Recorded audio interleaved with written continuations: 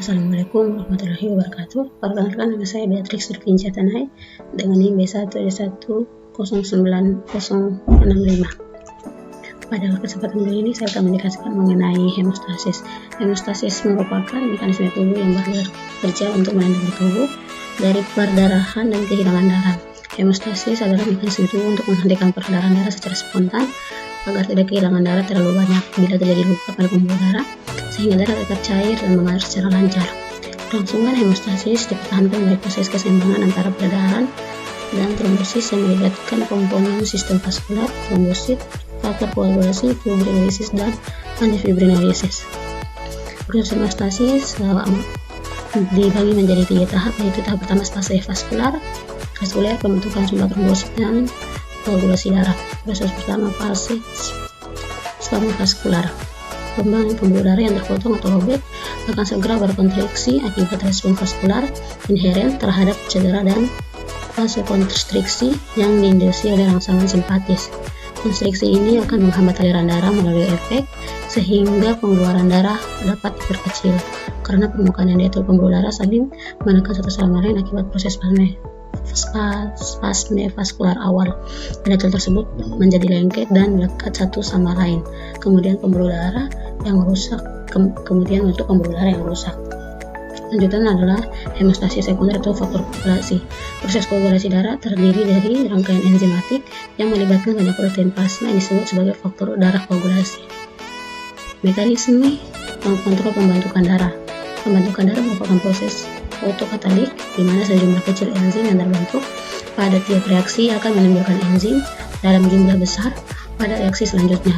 Oleh karena itu perlu adanya mekanisme kontrol untuk mencegah privasi dan pemakaian faktor pembekuan darah secara berlebihan, yaitu melalui aliran darah, mekanisme pembersihan darah seluler, dan inhibitor alamiah. Ini adalah faktor koagulasi atau faktor pembentukan. Faktor pembentukan ini ada 13 yang bisa dilihat dalam PowerPoint. Ada 13 faktor koagulasi dalam darah dan jaringan tubuh manusia. Proses pembekuan darah. Yang pertama adalah trombosit. Membentuk sumbatan trombosit atau pembekuan darah akan bereaksi ketika pembuluh darah rusak atau terdapat luka. Trombosit akan menempel pada dinding area tersebut yang luka dan bersama-sama membentuk sumbatan. Sumbatan tersebut bertujuan untuk menutup jaringan kulit yang rusak, sehingga darah yang keluar pun akan dapat berhenti. Trombosit juga dapat melepaskan bahan kimia untuk menarik kembali banyak trombosit dan sel lain untuk melanjutkan proses koagulasi ke tahap berikutnya. Tahap berikutnya adalah pembentukan pembekuan darah. Faktor-faktor pembekuan memberi sinyal satu sama lain untuk melakukan reaksi berantai secara cepat. Reaksi ini dikenal sebagai kasih tarik koagulasi. Pada akhir tahap ini, faktor koagulasi disebut trombin mengubah fibrinogen menjadi helai fibrin. Fibrin akan bekerja dengan cara menempel pada trombosit untuk membuat jaringan yang dapat merangkap lebih banyak trombosit dan sel. Gumpalan atau bekuan pun akan menjadi lebih kuat dan tahan lama. Yang ketiga adalah penghentian proses pembekuan. Setelah bekuan darah terbentuk dan peredaran terkendali, protein-protein lain akan menghentikan faktor pembekuan agar gumpalan tidak berlanjut lebih jauh dari yang diperlukan. Yang terakhir adalah tubuh perlahan-lahan membuat sumbatan. Ketika jaringan tubuh yang rusak sembuh, sumbatan secara alami tidak akan diperlukan lagi. Helai fibrin pun akan hancur dan darah akan mengambil kembali trombosit dan sel-sel darah dari bekuan. Kelainan proses pembekuan darah. Tidak semua orang mengalami proses pembekuan darah yang normal. Kelainan pembentukan darah dapat menyebabkan pendarahan berlebih. Kondisi ini juga dikenal dengan hemofilia, di mana terdapat kekurangan faktor koagulasi 8 dan 9. Pada penyakit ini peredaran darah yang terjadi sulit berhenti. Sebaliknya gangguan proses pembekuan darah juga dapat menyebabkan darah berlangsung secara berlebihan sehingga dapat mengganggu sirkulasi darah. Yang berikutnya saya akan menjelaskan mengenai keseimbangan asam basa dalam tubuh. Gangguan keseimbangan asam basa. Gangguan keseimbangan asam basa adalah kondisi ketika kadar asam dan basa dalam darah tidak seimbang. Kondisi ini dapat mengganggu kerja berbagai organ. Kadar asam basa atau pH dalam darah diukur dengan skala pH dari 1 sampai 14. Kadar pH normal berkisaran antara 7,35 sampai 7,45. Darah seseorang dinilai terlalu asam bila pH kurang dari 7,35. Kondisi tersebut dinamakan asidosis, sedangkan darah dengan pH lebih besar dari 7,45 dikategorikan terlalu basa atau disebut dengan alkalosis. Gangguan asam basa. jenis gangguan asam basa. Keseimbangan asam basa dapat dipengaruhi oleh fungsi paru-paru. Manusia bernafas menghirup oksigen dan membuangnya dalam membantu karbon dioksida atau CO2. CO2 adalah zat yang bersifat asam, sehingga jumlah CO2 yang keluar akan mempengaruhi keseimbangan pH darah, sehingga dapat menimbulkan asidosis atau alkalosis. Asidosis dan alkalosis yang disebabkan oleh gangguan pada paru atau pernapasan disebut dengan asidosis respiratorik dan alkalosis respiratorik. Asidosis dan alkalosis juga dapat terjadi ketika produksi asam basa dalam tubuh tidak seimbang, atau bisa juga terjadi akibat ginjal tidak bisa membuang kelebihan asam basa dari dalam tubuh. Asidosis dan alkalosis yang terjadi akibat dua kondisi ini disebut dengan asidosis metabolik dan alkalosis metabolik. Gejala asam basa, keseimbangan asam basa. Gejala gangguan keseimbangan asam basa tergantung jenis gangguan yang dialami. Di bawah ini akan dijelaskan mengenai gejala yang ditimbulkan dari masing-masing gangguan tersebut. Yang pertama, asidosis respiratorik. Asidosis respiratorik dapat terjadi secara tiba-tiba atau akut dalam jangka waktu atau dalam jangka waktu panjang atau kronis. Untuk asidosis respiratorik kronis tidak menimbulkan gejala apapun, namun dalam beberapa kasus penderita dapat mengalami hilang ingatan, gangguan tidur, dan perubahan kepribadian. Sedangkan pada asidosis respiratorik akut, gejala awalnya adalah sakit kepala, cemas, gelisah, bingung, dan penglihatan kabut. Bila tidak segera ditangani, dapat muncul gejala lain seperti lemas, sesak nafas, penurunan kesadaran, hingga koma. Yang kedua, gejala dari asidosis metabolik. Gejala asidosis metabolik cukup beragam. Beberapa penderita umumnya memiliki nafas yang beraroma buah.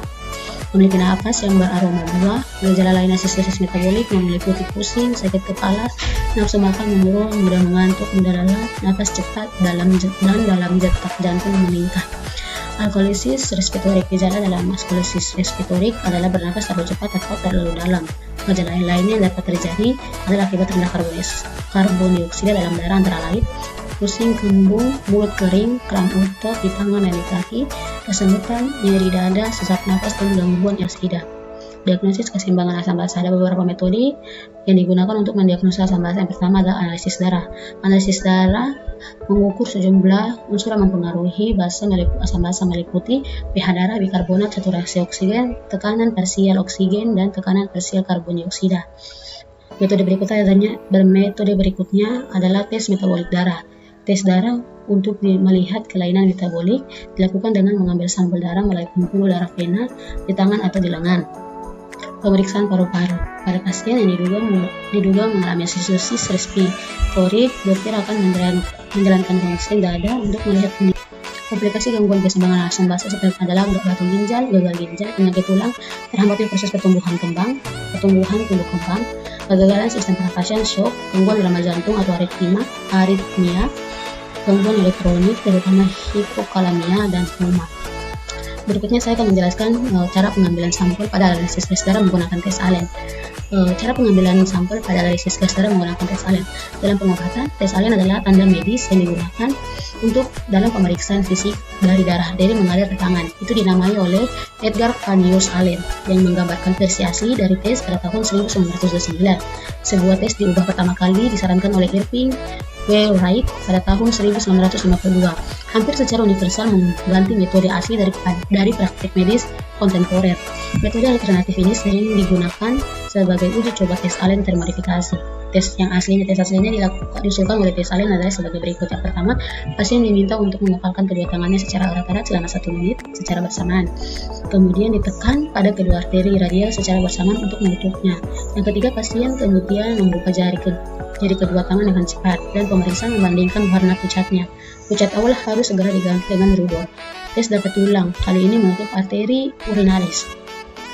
Tes Allen mencari sirkulasi abnormal. Jika warna kembali dengan cepat seperti dijelaskan di atas, maka tes Allen dianggap menunjukkan sirkulasi normal. Jika pucat berlanjut selama beberapa waktu setelah pasien membuka jari, ini menunjukkan tingkat okulasi arteri tidak dapat terkompres. Prosedur pengambilan darah arteri. Sampel darah arteri digunakan terutama untuk pemeriksaan analisis gas darah atau AGD arteri.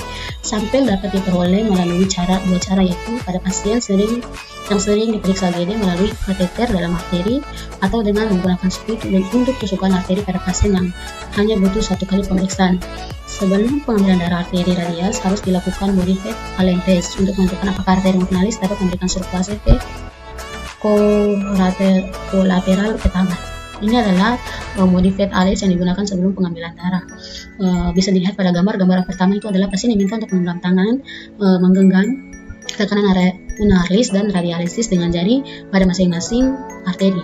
Gambar yang kedua adalah pasien diminta untuk membuka genggaman tangannya, terus kita sebagai analis amati telapak tangan menjadi pucat. Kemudian yang ketiga, lepas tekanan pada arteri urinalis. Bila telapak tangan pasien menjadi kemerahan, maka tesnya positif dan darah bisa diambil. Berikut adalah prosedur pengambilan darah arteri. Yang pertama, disiapkan spuit 3 cc atau spuit khusus untuk analisis gas darah. Kemudian, bersihkan daerah arteri yang akan ditusuk dengan kapas alkohol 70% dan biarkan hingga kering. Posisi tangan hipertensi pada pergelangan diganjal dengan handuk atau gulungan bantal kecil. Kemudian tusuk pada denyutnya paling menonjol dengan sudut 45-60 derajat. Kemudian hisap darah secukupnya, lalu cabut jarum beserta sempritnya dan segera tutup ujung jarum dengan karet dan semprit dibolak-balik beberapa kali agar darah tercampur dengan heparin. Setelah jarum dicabut, tekan daerah itu dengan kapas atau kasak kering selama 3-5 menit. Setelah diambil darah, segera dikirim ke laboratorium kurang dari 15 menit atau diletakkan pada wadah berisi es. Kemudian saya akan menjelaskan pada pemeriksaan analisis gas darah. Darah arteri meliputi pengukuran beberapa indikator di bawah ini. Yang pertama, pH darah. pH darah dapat dinilai dengan mengukur kadar ion hidrogen dalam darah. Yang kedua adalah bikarbonat. Bikarbonat adalah senyawa kimia yang membantu dalam mencegah pH darah menjadi terlalu asam maupun terlalu basa. Kedua, tekanan parsial oksigen. Tekanan parsial oksigen dinilai dengan mengukur tekanan oksigen yang dalam darah. Tekanan parsial karbon dioksida. Tekanan parsial karbon dioksida dengan mengukur karbon dioksida yang larut di dalam darah. Terakhir adalah saturasi oksigen. Saturasi oksigen ditentukan dengan mengukur kadar oksigen yang dibawa oleh hemoglobin dalam sel darah. Interpretasi hasilnya. Berikut ini adalah hasil analisis gas darah. Yang pertama, pH. Nilai normalnya adalah 7,38 sampai 7,42. Bikarbonat nilai normalnya itu 22 sampai 28. Yang ketiga adalah tekanan parsial oksigen, yaitu 75 sampai 100 mmHg. Tekanan parsial karbon dioksida yaitu nilai normalnya 38 sampai 42 mmHg dan saturasi oksigen nilai normalnya adalah 94 sampai 100%. Dan kesimpulan pada materi hari ini adalah hemostasis merupakan mekanisme tubuh yang bekerja untuk melindungi tubuh dari perdarahan dan kehilangan darah. Tahapan atau proses hemostasis dibagi menjadi tiga langkah, yaitu spastik vaskular, pembentukan sumber trombosit, dan koagulasi darah. Yang berikut adalah gangguan keseimbangan asam basa adalah kondisi ketika kadar asam dan basa dalam darah tidak seimbang. Kondisi ini dapat mengganggu kerja berbagai organ.